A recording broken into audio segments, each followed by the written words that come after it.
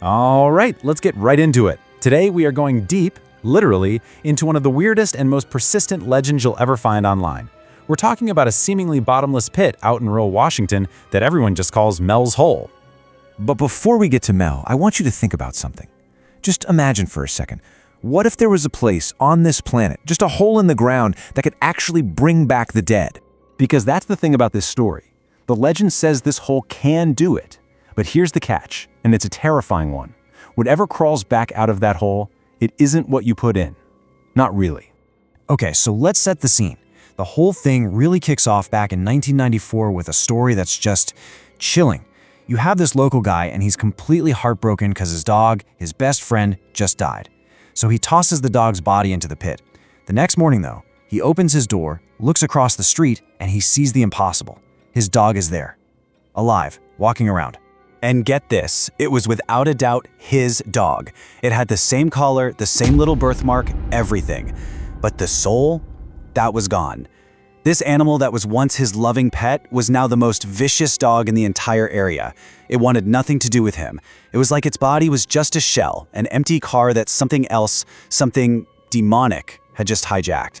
And that's where the man himself comes in, the guy who gave the hole its name, Mel Waters. So in 1996, Mel moves onto this piece of property out in Kittitas County, Washington, and this weird, 9-foot-wide pit pretty much becomes his life's obsession. At first, he's just noticing practical things, but things that just don't add up. The locals, he found out, had been using it as their personal junkyard for years, decades even.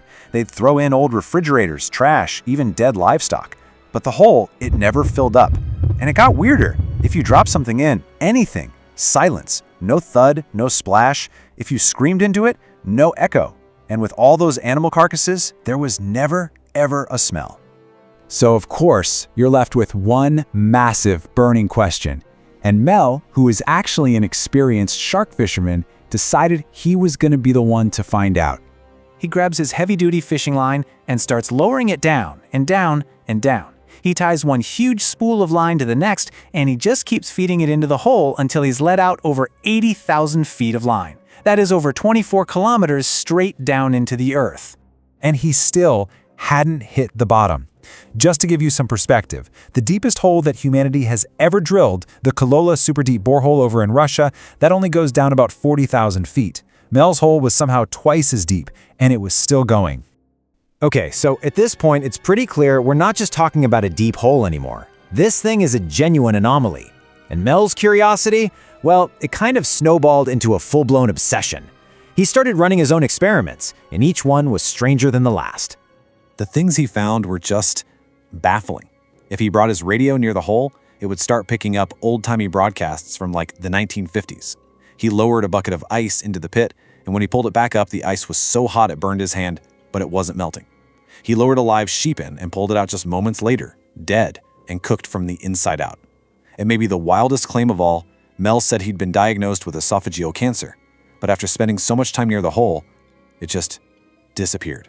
No treatment, nothing, just gone. Mel knew he was onto something huge, something the world needed to know about. So, on February 21st, 1997, he calls into this super popular late-night radio show, Coast to Coast AM with Art Bell, and he tells them everything. He was hoping for answers. Instead, he got a whole lot of trouble. The reaction was insane. Just 2 days after he was on the radio, military guys swarmed his property. They sealed it off, telling everyone a plane had crashed, even though nobody ever saw any wreckage. Then, they basically made him an offer he couldn't refuse. A huge government paycheck to lease his land, get out of the country, and just shut up about it. He took the deal. But then, years later, in 2002, he couldn't take it anymore. He called the show one last time to blow the lid off the cover-up. And after that call, Mel Waters was never heard from again. But the story didn't die with Mel's disappearance. You know how these internet legends work. They grow, they change, they start to weave into other conspiracies. And one of the wildest, most out-there claims that attached itself to the legend years later was that in 2019, a secret government group used Mel's hole to bring back the politician Joe Biden after he supposedly died. Now, this is a very fringe belief, but it's a fascinating look at how these core ideas can be adapted. So, according to this theory, his body was placed in the hole and he came back, alive. The evidence that people who believe this point to is what they see as a big change in his public speaking, comparing videos from before and after this supposed event.